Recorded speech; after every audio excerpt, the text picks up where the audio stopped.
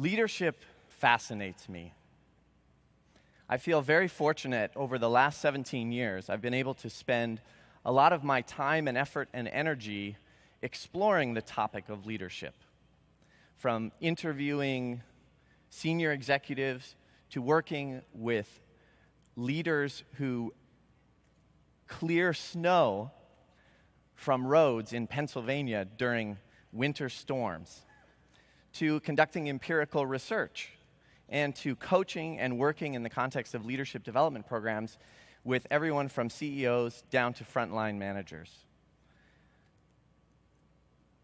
And one of the topics that's been particularly interesting to me over the last number of years that I want to share with you today is what makes great leaders even better, and what makes mediocre leaders even better. In other words, how does leadership develop? And so we've been questioning this and talking with people and looking at the research, and we've gleaned 3 things that leaders who develop do, and do differently from those who don't.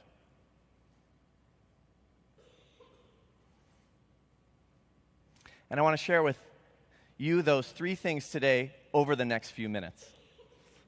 So this scenario plays out day in and day out all over the world in schools. You have 2 students who are, you see it's the same picture, who are, for all intents and purposes, identical. They start out with the same level of ability. But if we look at them 8 weeks later, one student has made significant progress,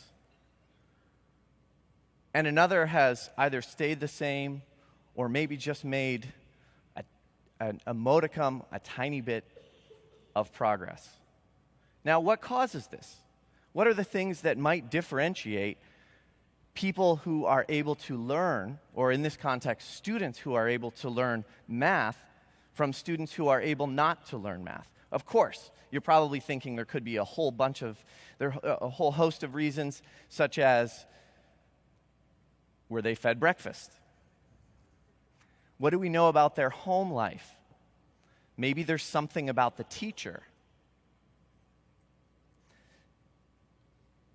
Starting in the 1970s, Carol Dweck started a fascinating series of studies that has at least a partial answer to this question of why some students get better at math and others don't.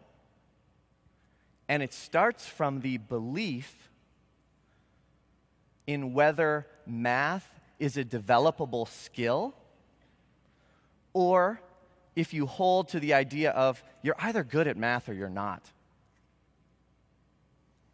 If you hold to the belief that math is a developable skill, it turns out that when you can't solve a problem, you try and find strategies to solve it next time. You don't get put back by setbacks, and you look for opportunities to develop that skill. When you see math skills as something innate in you, that you're either good at it or you're not, you try to prove yourself when you're confident that you can do it, but you don't look for opportunities to develop and grow. So it's no surprise that the student on the left, in this example, has a growth mindset, sees math skills as something that can be developed. In other words, what you think, your cognitions set the framework for whether or not you can get better and how much you do get better. Now, we can think of this in the context of students, but this is a real problem and a real issue. And companies like Microsoft, I was speaking recently with an executive at Microsoft who told me, we're wrestling with this every day. How do we show up to work in a company that's known for many years for doing the same thing over and over again to developing ourselves and thinking new and innovating in an industry where we have to be different. So how do we challenge ourselves on a daily basis to grow?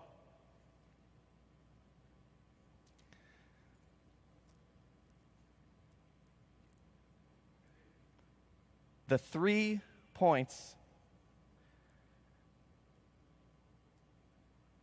that differentiate those leaders who are able to get better are the view of leadership as a practice.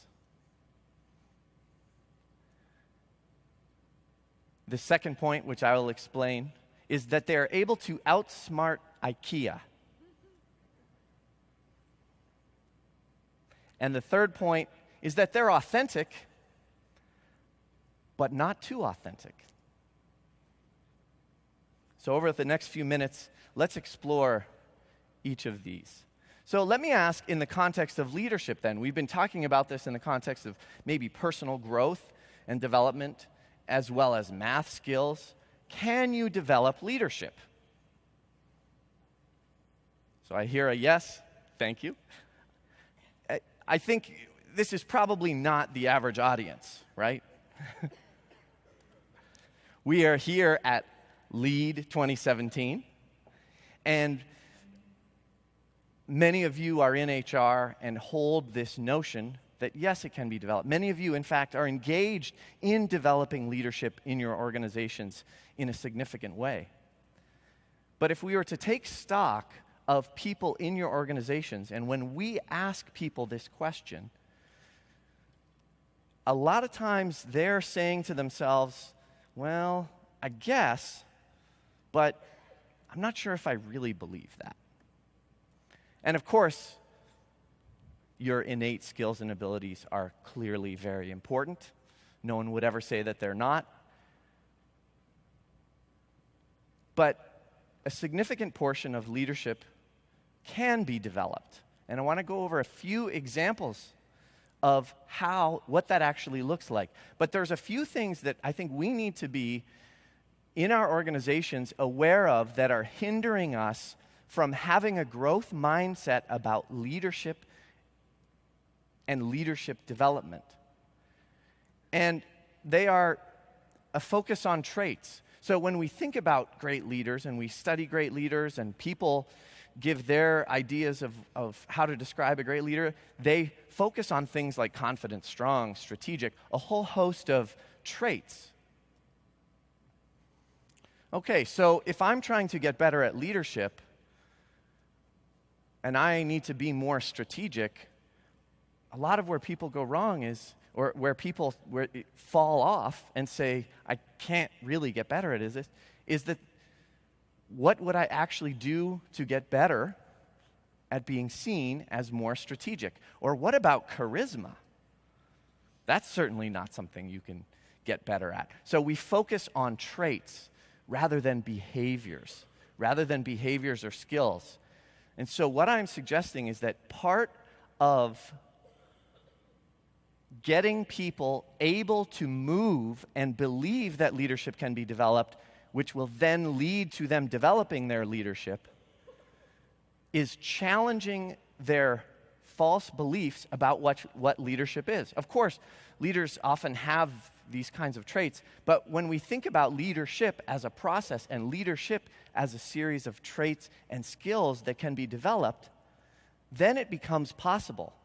So perhaps we can unlock possibilities for increased leadership development in our organizations by being crystal clear on what leadership is and making it less about who you are and less of a focus on people like Elon Musk, Martin Luther King Jr., and the Dalai Lama, who there is much to learn from, but that person certainly is not like me.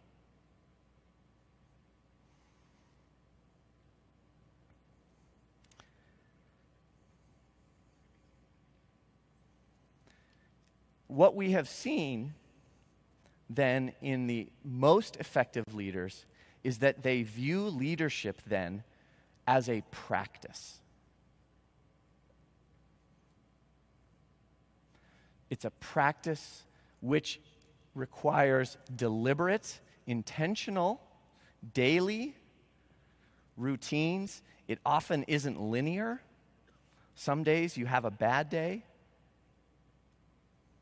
But they see themselves as practitioners, as practicers of leadership. And there are a lot of interesting parallels between the yoga world and leadership in this sense, in that even master instructors who engage in yoga every day, they don't talk about being a yoga teacher. They talk about the practice of yoga, their practice of yoga. What if we saw leadership that way and saw it as a practice that we're going to have to get a little bit better at every day, that we can make small tweaks and adjustments that may have a big impact? What we believe about leadership matters.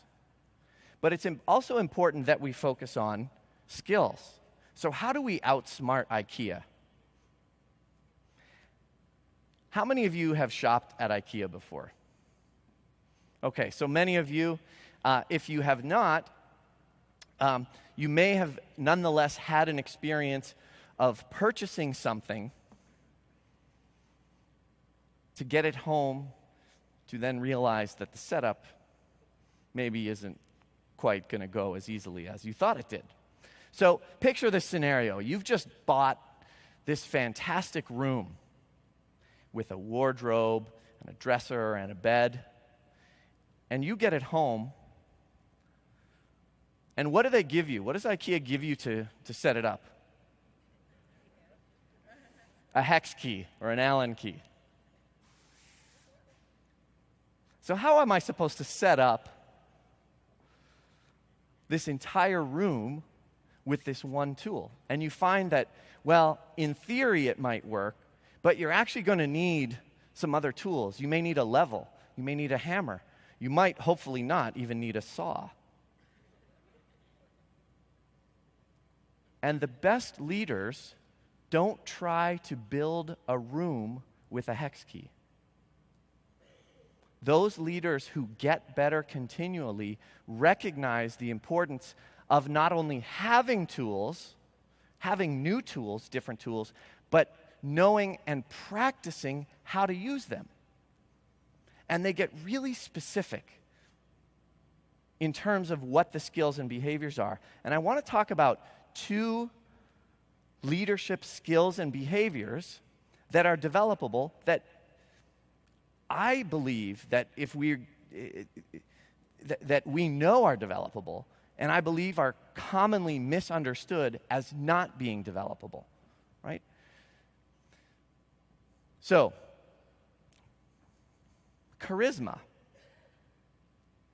Can you develop charisma? Charisma has often been described as the it factor, someone that draws you to someone. And we know effective leaders, leaders who exhibit charisma are seen as more effective. Now that can, we know, sometimes be used for bad as well as good, right?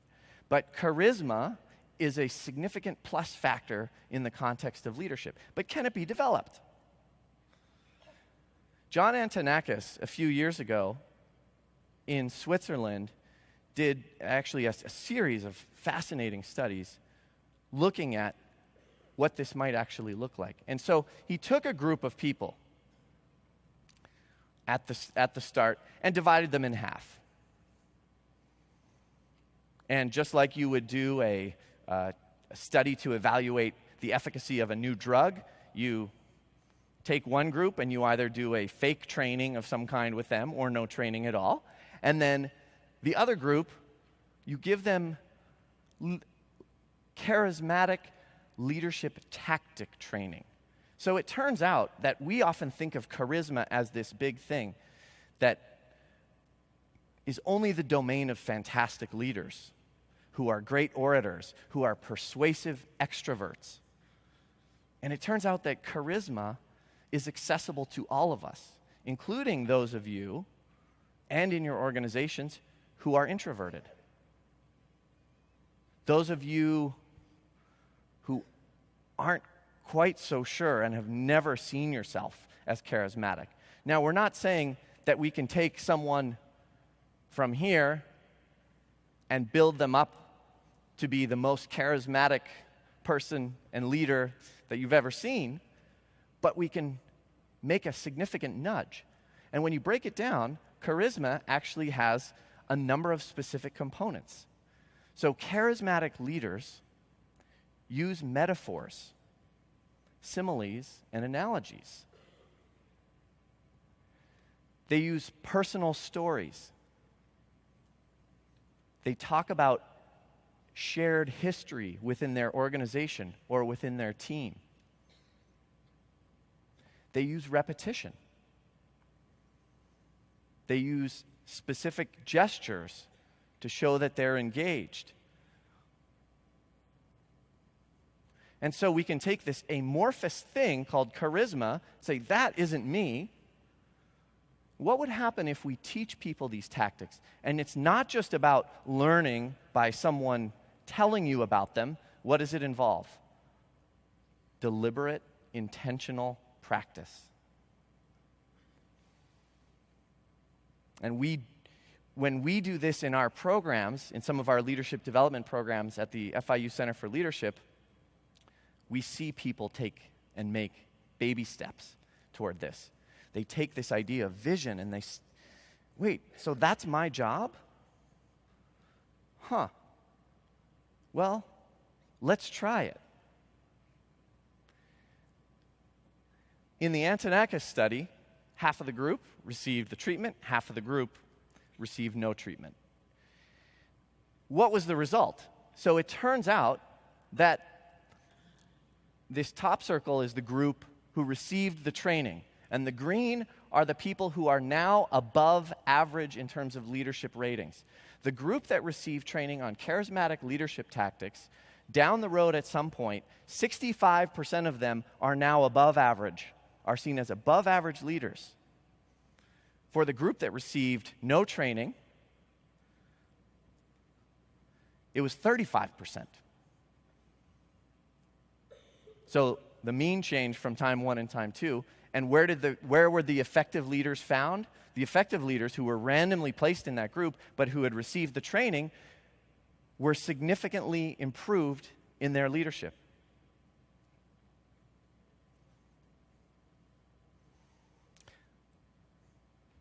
Okay, so our room is structured okay that you won't poke someone's eye out when you do this next task. If you could you please raise your pointer finger and put it right in front of you, like right directly in front of you. Now, don't look at your finger, but look sort of through your finger. And take it and draw an arc all the way to the corner, right to that point where it disappears. Maybe play with it a little bit. You see that point where it disappears? Right at the edge there? So there's an area where it hasn't disappeared yet, where we can still see it, but not that well. That is, of course, part of our peripheral vision, way off in our peripheral vision.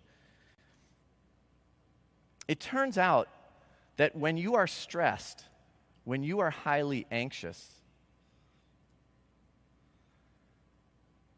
you can see stuff that's out in the corner, but you don't see things out in the corner. In other words, your brain is not paying attention to those things when you are stressed.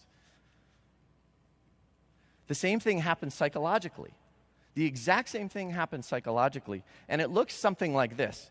Okay, so when we are stressed, when we are anxious, we're operating on go, and we're looking at immediate goals, and we're operating according to things as usual. Now, tell me about the context of your work and in your organizations. How many of you is this good enough? In a rapidly dynamic and a changing environment where there's strategic change, there's shifting allegiances and new competition, there may be new regulations coming down the pike, and you need to adapt and discover new processes. When you are in an emotional state that is heightened, you're not paying attention to these things on your periphery, which will make you a more important leader, which will make you a more effective leader. And what you are missing is, when you see the tunnel, when you see through a tunnel, is only a portion of the picture. When in reality, you might be climbing the wrong mountain. You're not seeing the sky. You're not seeing the green grass and the valleys and the stream, which is what is required for effective leadership. Now, some of you may be familiar with this idea before, but what leaders often forget is that their job is to ensure that their team is in the right place to see the whole picture. So we can learn charisma and vision. We can develop that. We can also develop our ability to be an emotional thermostat for our team. And what does a thermostat do? It not only takes the temperature of your team, the emotional temperature of your team, but it seeks to regulate it. And we might use things like mindfulness or our emotional intelligence to do these things, but we often think of them only as something that we do ourselves, not as something that leaders need to do for the team. So when you introduce the idea of this to people, that a leader needs to engage in a thermostat function of taking the emotional temperature of their team, they're able to understand that part of what their job now is to regulate their own emotions, not for themselves and not understand them for their team, but put their team in the right place to get what needs to get done. Now, sometimes that isn't just reducing anxiety. Sometimes you need to kick people's butt, right? Sometimes you need to get people in the right space to act, and to act quickly. And the way this works is through the process of emotional contagion. That the emotions that you show are highly, highly contagious. Now, that's a tall order for leaders to have to think about. So now you're saying I need to regulate and control my emotions, not only for myself, but thinking about this for the context of the team? Absolutely. It's a developable skill. The thermostat function of leadership. And the third point is to be authentic, but not too authentic. There's a big push, and some of you, probably many of you are familiar with authenticity. And it's based on the idea that we need to be ourselves. But this strange thing happens that when we are seeking to grow, it doesn't feel authentic when we try new behaviors. I remember the first time I was teaching a group of CEOs. I sure didn't feel authentic. It didn't feel comfortable to me. But somewhere along the lines, I learned new skills, and I also changed. So we have to be careful when we think of authenticity, that we need to know who we are, and we need to leverage our best version of ourselves for that. But we can't be so obsessed with authenticity that we don't try new things that may significantly amplify our leadership.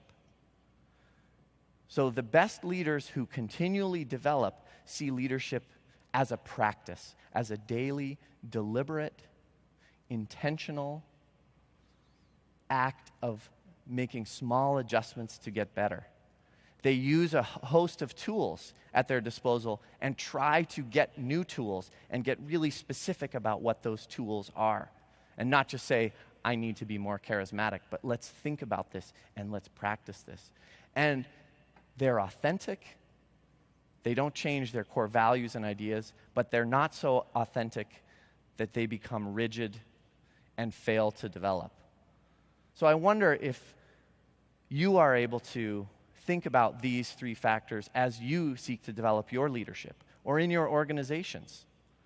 How can you implement these three principles and ideas to amplify your organization's leadership, sometimes with very small actions? Thank you.